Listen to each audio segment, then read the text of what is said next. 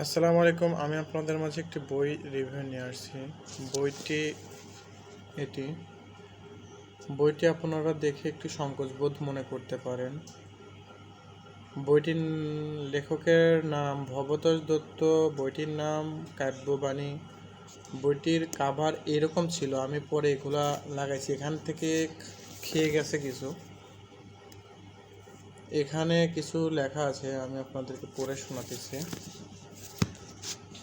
প্রতীচির সঙ্গে পরিচয়ের পরিণামের বাঙালির কাব্যচিন্তা ও কাব্যদর্শন যে আলোড়ন শুরু হয়েছিল বিশ্বভারতীয় বিশ্ববিদ্যালয় রবীন্দ্র অধ্যাপক ভবতোষ দত্তের কাব্যবাণী, তারই ইতিহাস মহাকাব্য রচনা সংকল্প কিভাবে এসে পৌঁছল গীতি কবিতার সমে পাক রবীন্দ্র যুগ থেকে রবীন্দ্র উত্তরকাল পর্যন্ত রবি বলয়ের 14 জন কবির কাব্য আলোচনার মধ্য দিয়ে বিশ্লেষিত হয়ে সেই ইতিকথা যার কেন্দ্রমণি স্বয়ং রবীন্দ্রনাথ।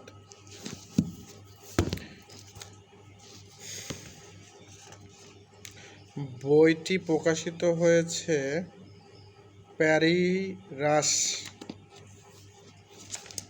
প্রকাশ গ্রন্থমেলা থেকে। প্রথম প্রকাশনা হয়েছে 1966 সালের ডিসেম্বরে, আর প্যাপিরাস সংরক্ষণ করে রাখার পরে জানুয়ারি 1991 সালে তারা দ্বিতীয় পাবলিকেশন করছে। বইটির যে প্রচ্ছদন দেখছেন, এটি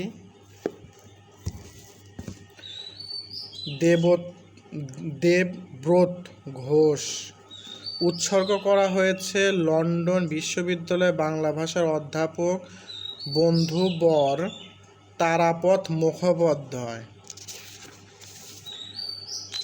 যে 14 জনের নামে লেখা হয়েছে এখানে সূচিপত্র আছে, আমি আপনাদেরকে পড়ে শোনাতেছি। লেখকের কথা 9। প্রথম খণ্ড। বইটি 2টি খণ্ডে বিভক্তিত। নবযুগের কবি, মহাকাব্যের বিলয়, কাব্যের 2টি রীতি, বিহারী লাল ও সৌন্দর্যবাদের সূত্রপাত, সৌন্দর্যবাদের প্রতিষ্ঠা, সৌন্দর্যবাদের পরিণাম।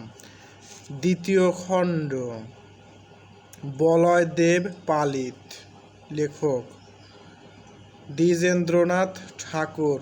লেখক শিবনাথ শাস্ত্রী। লেখক গিরিশচন্দ্র মোহিনী দাসী। লেখক দ্বিজেন্দ্রলাল রায়। লেখক কামিনী রায়। লেখক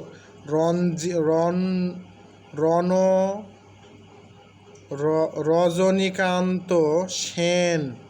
লেখক প্রথম চৌধুরী। লেখক বলেন্দ্রনাথ ঠাকুর। লেখক চিত্তরঞ্জন দাস। লেখক যতীন্দ্রনাথ সেনগুপ্ত। লেখক মোহিতলাল মজুমদার। লেখক প্রেমেন্দ্র মিত্র। লেখক অজিত দত্ত।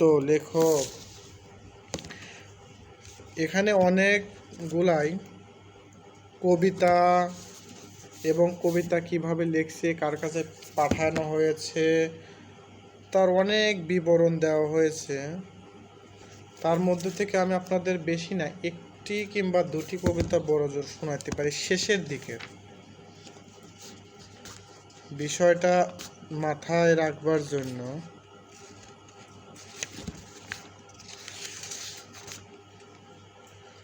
অনেক পুরাতন বই তো, বেশি নাড়াচাড়া করলে হয়তো নষ্ট হয়ে যেতে পারে, বুঝছেন।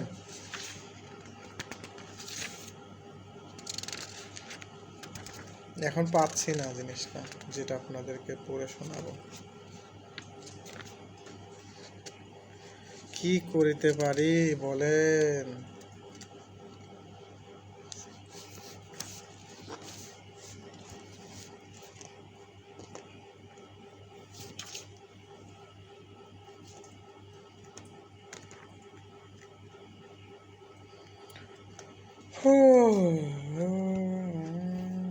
বইটা কিন্তু ঘুনে খাওয়া,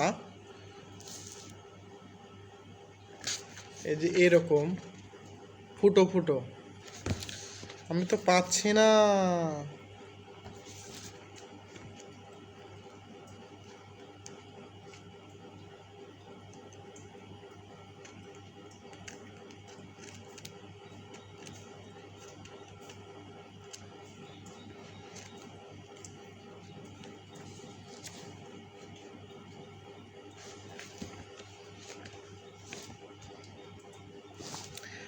আমি যেটা পড়ে শোনাতে চাইলাম সেটা পাইলাম না।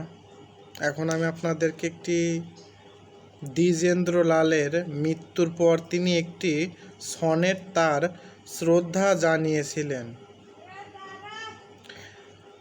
উদার আধার মাঝে বিন্দুতের মতো উঠেছিল ফুটে তব ক্ষিপ্ত তীব্র হাসি, ঘন ঘর মেঘে ঘেরা দিগন্ত উদ্ভাসী, যে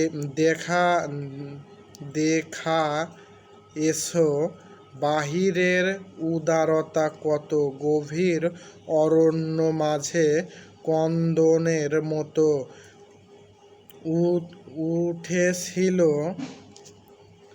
উঠেছিল বেজে তব মন্ত্র মদ্র বাসি, রন্ধ্রে রন্ধ্রে সুরে সুরে বেদনা উচ্ছ্বাসী, বুঝা হয়েছে অন্তরের গভীরতা কত।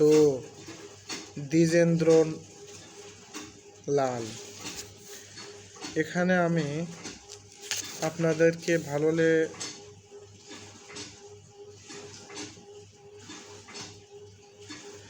আরেকটা আমি আপনাদেরকে শোনাই ঈশ্বর গুপ্তের।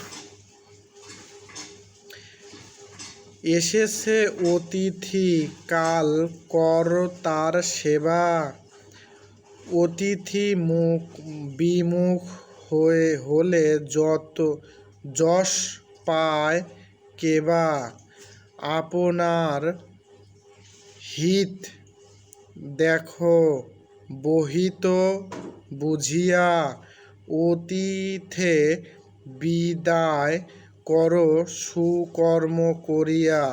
ঈশ্বরগুপ্ত, হিতমালা। ভালো থাকবেন।